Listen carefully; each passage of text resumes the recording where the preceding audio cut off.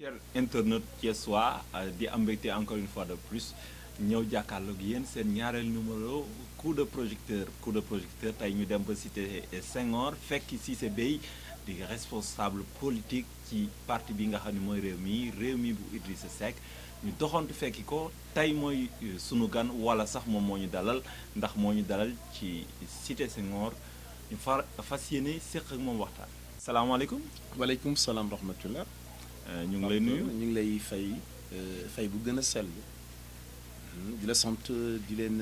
gërëm ci ñëw bi ngeen ñëw tey cité Senghor donc ñëw seet si Cissé Beye ku ko xam ci cité Senghor sûrement activité nawetaan bokk na ci nekkoon nga président cité Senghor ay at mais jamono ji ku ne Cissé Beye wax wàllum politique. comme ni nga ko waxee yàlla def na ma yàgg ci politique depuis bi may def PDS ba bi ñuy ànd ak président Idrissa Seck yàlla def tey may président commission sociale commune Thiès Est donc suñu ñaari mandat yëpp daanaka maire man la dénk commission sociale bi donc bi ci topp également wax nga ko léegi ku ma xam aussi xam ma ci ASC Espoir donc yàlla def na ma jiite ko ñaari at. d'ailleurs ci sama reñ ci lañu mën a njëkk a amee coupe zonale doublé cadet ak senior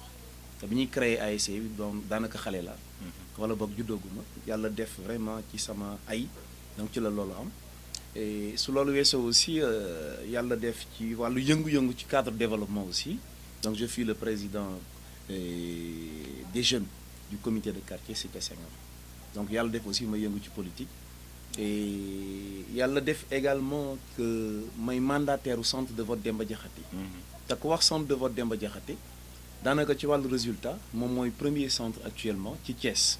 parce que élection yu mujj yëpp yàlla def ñu dénk ma may mandataire donc yàlla def na vraiment ci wàllu résultat ci parti bi ñu bokk muy réew mi donc centre Demba Diakhaté mooy jiitu élection yi passé ñu nag suñu mbokk yi benn bokk yaakaar am nañu différence su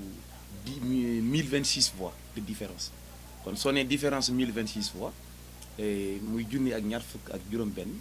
kon jàpp na ni centre bi ñu nekk centre bu am solo la vraiment donc ñu fiy yëngu et récemment aussi monté nañu suñu directoire yàlla def aussi suñu maire Pape Bassirou Diop moom la ñu def coordinateur man mii toog maay vice coordinateur bi quoi monté suñu bureau. et ku wax Cité Senghor xam ni koñub jàmm la aussi koñub jàmm la moo tax bruit bi bariwul coow yi ngay dégg ci yenn koñ yi aussi yàlla musal nañu vraiment ba côté bii moom donc amuñu benn difficulté. ni nga présenté woo ni nga dugalee sax fi réew mi toll mais suñu waxee wàllu politique actuellement les gens ont envie de savoir fan la réew mi toll réew mi pas Sénégal mais seen réew mi yéen. donc li nga ma wax dinaa ci sawar a tontu parce que réew mi muy suñu parti.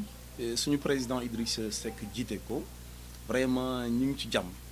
te ñu ngi liggéey li ñu war a liggéey donc parce que suba gi ngoon gi guddi gi bëccëg gi donc suñu liggéey en tant que responsable réew mi mooy sensibiliser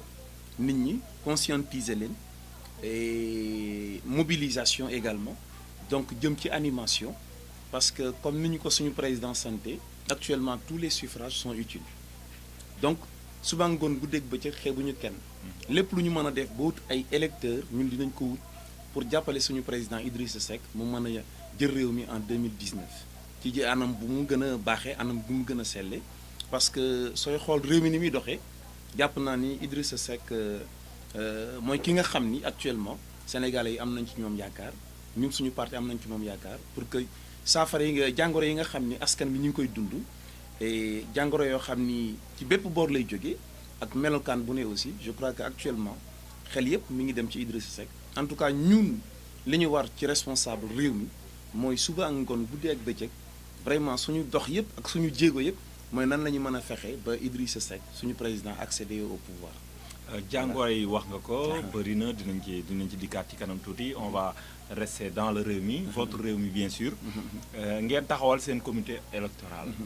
loolu dafay wane ne xëy na ci Cité Senghor pare ngeen pour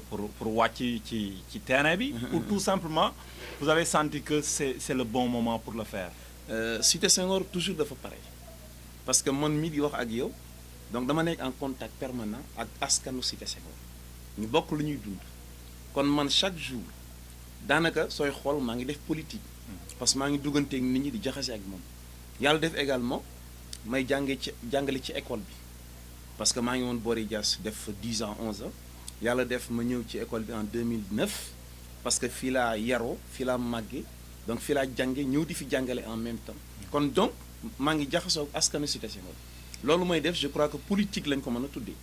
parce que lépp loo xam ni Cité Senghor ni ngi fiy yëngatu muy naqar wala bànneex maa ngi koy ànd ak ñoom kon je crois que suñu dee wax politique ci sens boobu ñun la ñuy defee politique man li ma gëm mooy politique de développement moo tax ñun Cité Senghor amuñu difficulté yooyu amuñu jafe yooyu quoi ñu monter comité wala ñu bañ ko monter je crois que yàgg nañu wane ni askanu Cité Senghor ñun la ñu àndal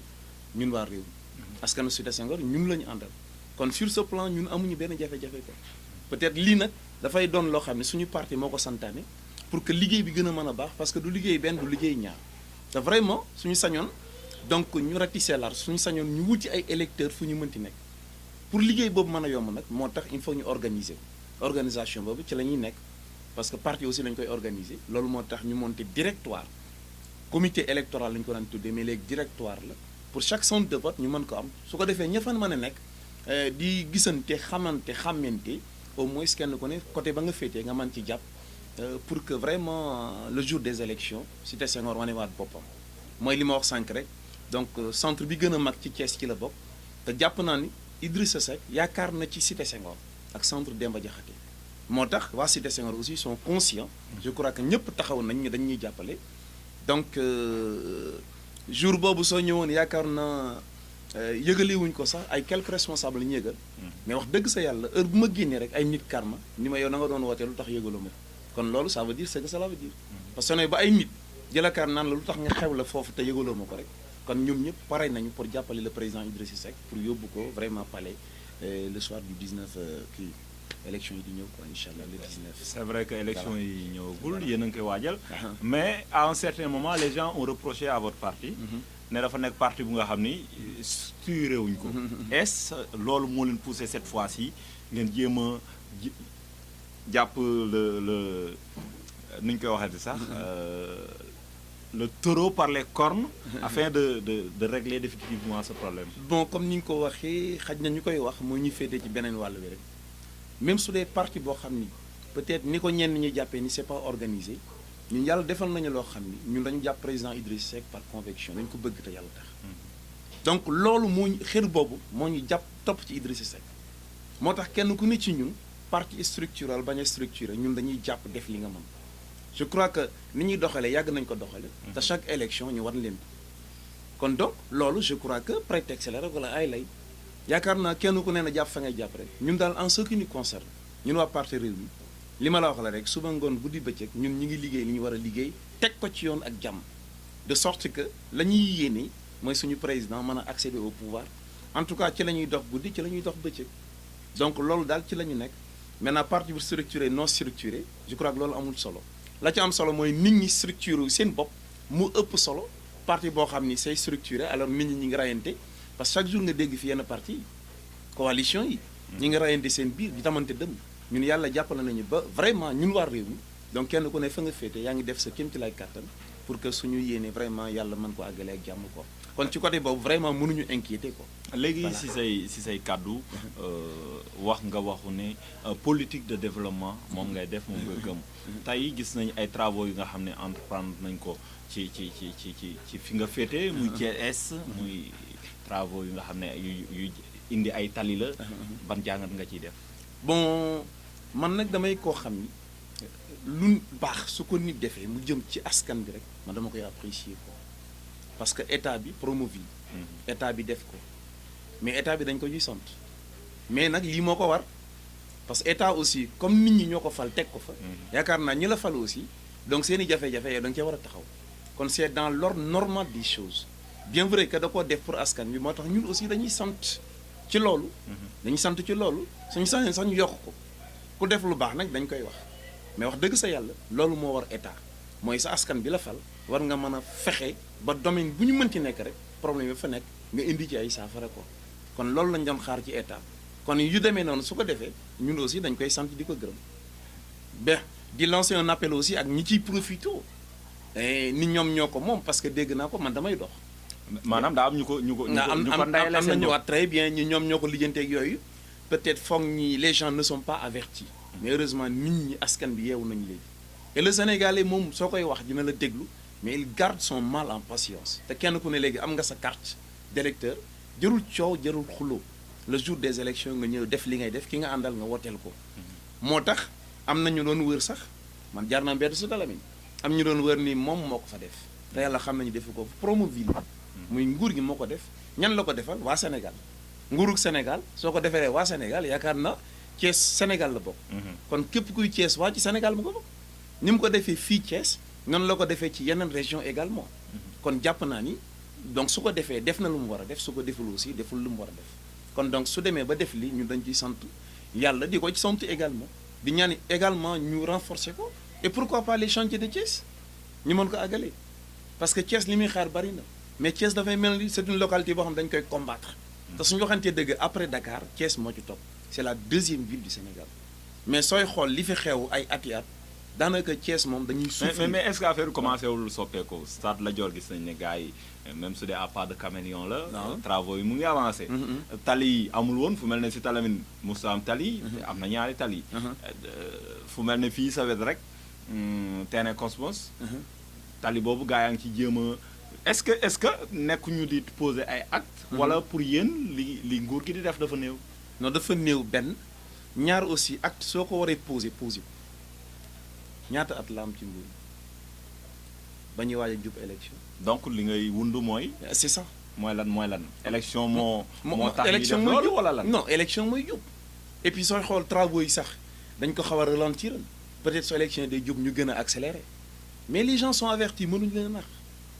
mais soo defee ci nguur 5 ans jàpp 6 ans ba élection ji waaj a ñëw wax dëgg sa yàlla yaa ngi doon defar yeneen gox di defar yeneen tali feneen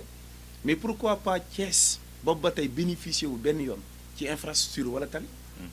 ñu doog koo indi ren man c'est ça mon problème mais su doon indi na ko ñaari at ca gannaaw wala ñetti at ca gannaaw kon su boobaa ñun vraiment dañuy applaudir à deux mains mais malheureusement ou heureusement peut-être heureusement su ma koy wax mooy dina baax ci askan bi mais malheureusement moment bi ñu koy indee je crois que du moment boo xam ni vraiment ci lañ doon xaaree état dañ doon xaar vraiment ba ñu jëlee nguur gi Thiès ci Sénégal la bokk Thiès waa bu fi nekk aussi Sénégal nga bokk wax dëgg sa yàlla au moins ñu boole leen ci projet yi nga xam ni dafay am solo jàppale nit ñi ci seen dundin aussi quoi mais Thiès vraiment dafay continuer di souffrir te jàpp naa souffrance moom li ko mën a dindi mooy ñu jàppale ñëpp Thiès waay conscient xam ne ñun suñu candidat mooy Idriss Seck nañ ko jàppale mu accéder au pouvoir je crois que su loolu amee rek je ne dis pas Thiès dinañ ko defar ba mu baax mais également bépp région bu nekk Sénégal rek yaakaar naa dina ko defal parce que ku ñëw Thiès ak ni mu meloon ay at nga ñëw gis ko tey kon kooku soo ko dénkee réew yaakaar naa région bu nekk ci biir Sénégal rek dina ko mën a defar boo xam ni vraiment askan bi dinañ ci mën a bég mën ci kontaan quoi kon donc su may wax côté boobu mooy dinañu apprécier parce que indi nañ ko te ci askan bi la jëm te lépp lu jëm ci askan rek man vraiment damay kontaan ci loolu parce que man su may politique sama askan moo tax rawatina askanu Cité Senghor kon lépp lu jege sama koñ rek ñu mën ko fa def mu jariñ askan bi rek ñun dañuy apprécier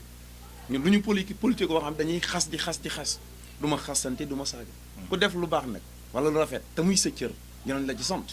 mënoon la ci bañ a sant mais également nañ koy def dans les règles de l'art rek parce que mën nañu politique également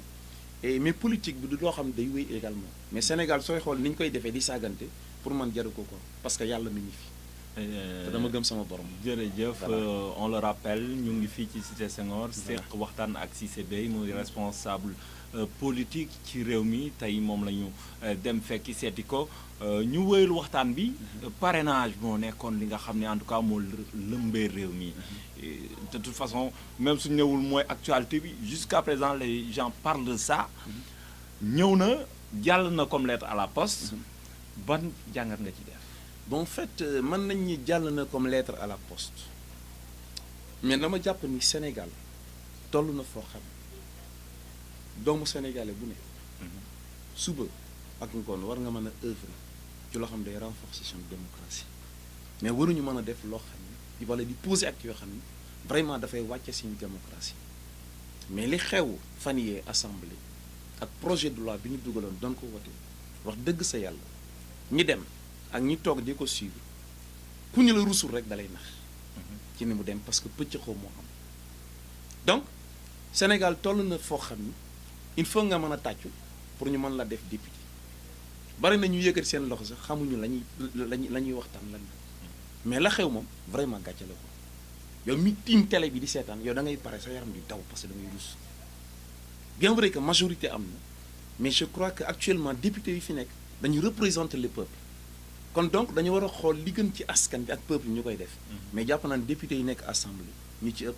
ce ne sont pas des députés du peuple mais ce sont des députés du parti de l'APR ou bien de la coalition Benno Bokk Yaakaar parce que loolu la ñu wax ne et des députés sans argument opposition bi ñoo fa nekkoon di argumenter mais ñoom lu ñu fa nekkoon je vote mais loolu dafa ñaaw ci démocratie sénégalaise kon donc président war na mën a wax ak ay députés parce que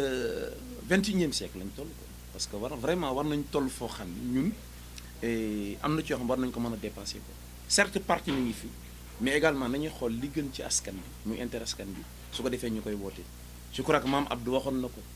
donc la mu fi bàyyi comme leçon je crois que suñu ko sukkandikoo kon la xewoon korok du xew mais malheureusement utile nañu seen majorité nee nañu majorité la jaar fi ñu war a jaar indi ko peut-être foog nañ ni loolu suñu ko defee xaj na mën nañ gagner élection wala mën nañu njuñ njaaj wala leneen mais je crois que du jar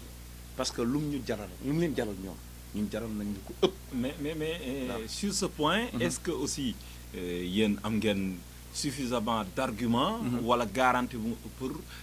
dabu mbir mi parce que du moment où nee nañ parrainage 65 000 signatures je donne un exemple lambda su dee parti X ou Y dafa dem ñu ni ko am na ñaar wala ñetti nit yu nga xam ne seen signature baaxul.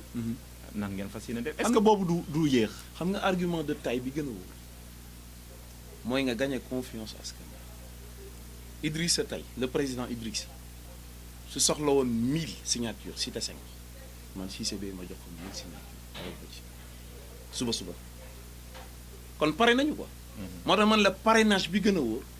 mooy parrainage nekk ci xolu nit ñi sa confiance ak diggante nit ñi am ko te le président Idrissa Seck yàlla may na ko ci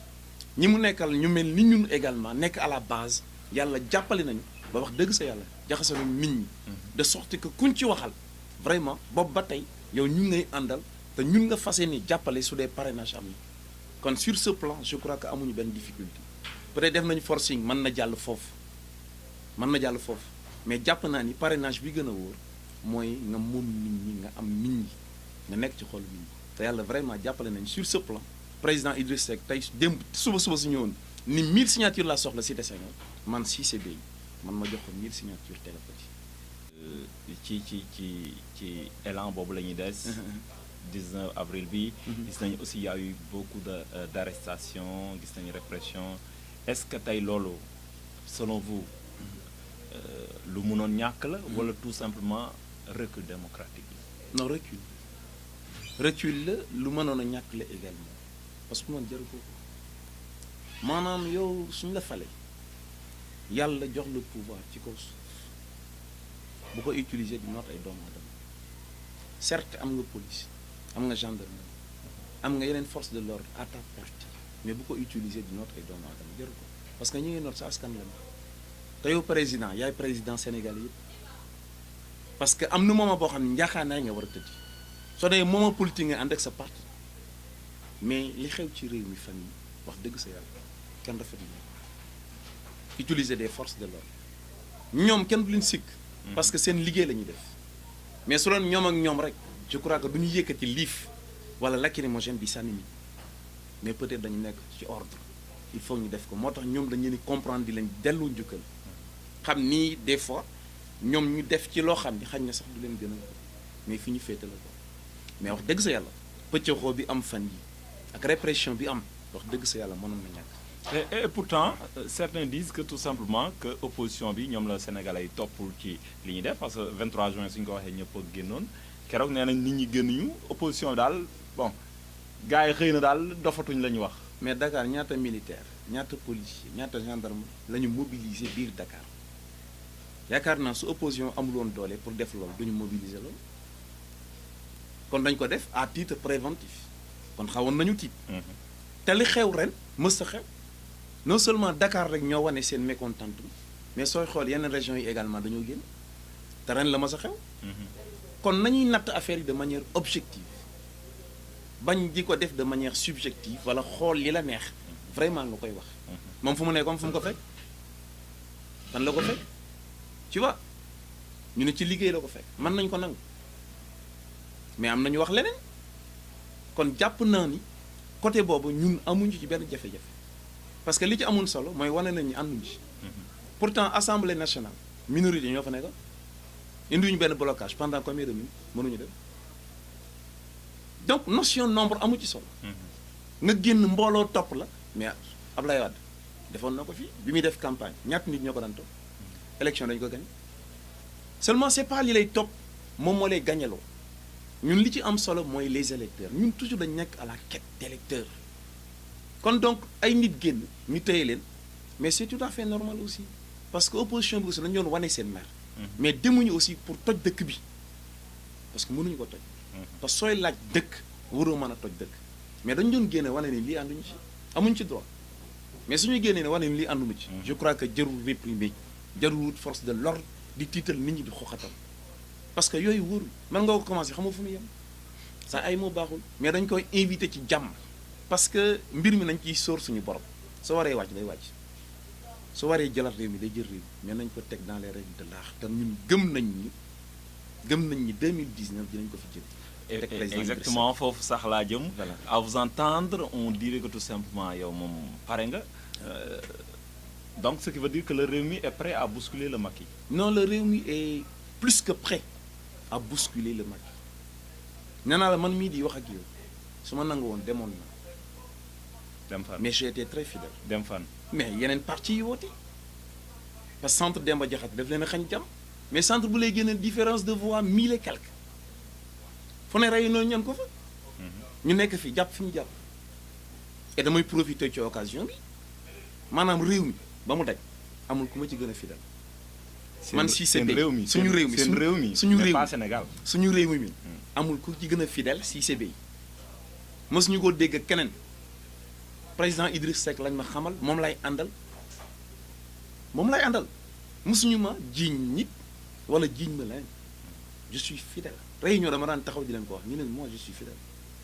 parce que la ma war a am ci fi ma nekk fa la may fekk jërul yenn yi président dama ko gëm dama ko bëgg te jàpp naa ni la koy fal li ci ëpp dina jóge fii man maa la ko wax moo tax ci côté boobu donc amuñu titre en tout cas CCB moom vraiment ci côté boobu pare na donc il est à l'aise et mi ngi liggéey li muy liggéey di jaxasoog nit ñi di waxtaan ak ñoom je crois que loolu rek moo ci am solo. donc 2019 soreetul dinañu xam incha allah fan la wanante di mujjee ak gëtëm ñu daal di nag dem ci poñ bu mujj bi muy actualité aussi l'actualité oblige muy année blanche bu nga xam ne ñu ci bëri ñu ngi doon hésiter wala di xalaat wala di am problème sax pour xam est-ce que année blanche dina am oui ou non finalement année blanche du am est-ce que selon vous dafa yéex wala mbir mi da ci enseignant yi la wala c'est l'État qui est responsable selon vous bon en fait année blanche pour man dafa xaw a ëpp parce que man mi di wax ak yow dama victime année blanche bi muy njëkk am je faisais la sixième c'est Malick Sy boobu ñu ko implanté nii c'est Malick Sy moo tax xale yi suñu naan année blanche man leen xamu leen luy année blanche parce que soo gisee effectif classe yi yokk année blanche boobu bokk na ci li ko waral parce que da lay topp kon ñun ñaanuñu année blanche man jàngalekat la nekk ci école bi je crois que ñun ñëpp dañu war a ñaan parce que suñu njaboot dañu nekk ci école bi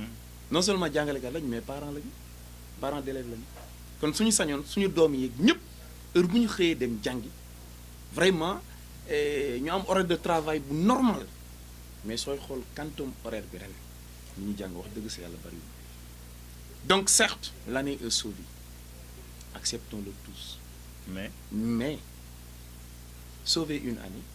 et sauver les élèves ñaari mbir état bi nag nee na day sauver année te yàgg na wax day sauver année ñu gis résultat yi di gën a wàcc cette année aussi sauver na année dañ ko doon ñaan yàlla jàmm am man mii di wax ak yow dañ ma daan critiquer ni ma doo grève samay moroom jàng dañ daan grève dem bàyyi ma yor CM2 continuer ak ñoom sama der bi ñu ciy wax lu ne ci doo grève mais ren j'ai fait comme samay morom parce que non il fallait faire face parce que ñu ñoon xeex ñoo ko doon xeexandoo la ñuy laaj ñoo ko moom laaj ñu loo moomul nga signé accord ñu doo ko def seulement état dafay responsable wax dëgg sa yàlla ñu ngi naan dañuy tabax palais Diamniadio ñaata milliards ay train bi fii ñaata milliards hein mais amul solo mais ñi ngi créé conseil économique social environnemental ban njariñ lay am Sénégal ñi ngi créé au conseil des collectivités ban njariñ lay am Sénégal il est temps que état bi créé au conseil de l'éducation ñu waxtaanee njàng mi liñ ci mën a saafara ñu saafara liñ ci mënul ñun lii mënuñu man loolu laa gën mais nag dañuy sant yàlla bi juboo amee certes ay promesses lañ teg ay promesses si loolu laa doon ñëw fa la jëm on vous a promis que à partir de 2022 c'est après les élections est-ce que xalaatu leen ne dañ leen a méb wala c'est bon non d'ici 2020 xam nga bon peut-être am na mesures yoo xam ni en général njiitu réew yi dañ koy jël mais peut-être seen naataango bu leen di wutu xañ na la ñuy jëlal yenn yi parce que man dama gëmul ki lay wax ni 2022 après les élections donc dafa waroon immédiat dafa waroon doon effet immédiat tey lañ leen yokkal nañ leen jox 15000 octobre ñu jox leen 10 000 janvier ñu yokkalaat leen mu mat avant les élections je crois que nguur gu responsable noonu lay doxee certes nag su juboo amee wax dëgg sa yàlla mënutoo wax leneen loo xam ni di ci sànni xeer wala yooyu mënu ko def ko da ngay rafetlu parce que ñun jàngalekat lañ mais ay parents d'élèves lañ mais wax dëgg sa yàlla milliards lañ mën a defaree Diamniadio palais ak yeneen ak yeneen suñu mobiliser woon loolu je crois que mën nañu fay enseignants yi li ñu leen yoreel laa wax de sa enseignant li muy laaj moo ko moom ñun ni ñuy laaj ñu yemale loolu moo ci am solo certes nag def nañu ay promesses mais attendons de voir d'ici 2019 ndax promesses yi nañ ko tenir parce que loolu la ñuy ñaan yàlla également donc sur ce plan daal vraiment ñu ngi invité le gouvernement donc ñu gën a yaatal gën a ubbeeku waxtaan ak syndicats yi vraiment li ñu mën ñun lii la ñu mën mais loo mënul boo ko signé mais wax dëgg sa yàlla loo man yow sa doom sax soo ko woyee ci kër mu ñëw ñu la papa may ma nangam nga ne ko kat lii mën naa ko naa la ko defal mais soo ko deful nu mu tudd même soo signé rawatina nag des gens responsables des intellectuels ñu jàng ñëw taxaw nga signé mais soo signé def ko soo amee ay difficulté nga woo leen kat ñi leen difficulté bi c'est à ce niveau niveau bii la nit ñi comprendre mais nag nga toog 17 ans ba situation bu pourrir pendant combien de mois kon liñ mujjee jël mënoon nañu ko jël bien avant comme ay promesses kese la problème foofu la nekkee quoi bi ci topp kilifa diine yi wax nañu ñaan nañu parrainage bi kilifa diine yi ñaan nañu est-ce que dafa naw éducation bi kilifa diine yi dox nañ fi ak kilifa aada yi mais la même chose mais soo demee nag bi ci gën a garaw ba première dame di impliqué wu dans la résolution de la crise scolaire kon ban Sénégal lañu nekk honnêtement parlé ana le ministre c'est-à-dire il faut dire les choses telles quelles donc dañuy inviter le gouvernement que engagement yi ñu jël nii na ko respecter honnêtement parlant parce que ñun ñëpp suñu sañoon vraiment milieu scolaire bi apaisé wu vraiment xale yi mën a jàng ñu respecter quantum bi ñu jàng programme bi ñu war a jàng au moins seen niveau mën a baax mais xam nañ ni niveau xale yi dafa wàcc trop non seulement dafa wàcc mais nga indiwaat grève boo xam ne ñaari weer ñetti weer wax dëgg sa yàlla soo ne da ngay sauver année je crois que sauver année sauver élèves yi moo ko gën te nag mënuñoo réménager ba dabu vraiment li xale yi raté quoi honnêtement temps boobu moom mënatuñ ko quoi même enseignants yi suñu doon ay jeunes yi mënuñu suñu doon xëy di gont mënuñu ko wax dëgg sa yàlla man moom yàlla damaa nattoo jàngale ñu bari dañu am da nga bëgg jàngale sax tout le temps yaa ngi école ba quoi wax dëgg sa yàlla dañ daan grève bi ma fa baax may continuer mais ren moom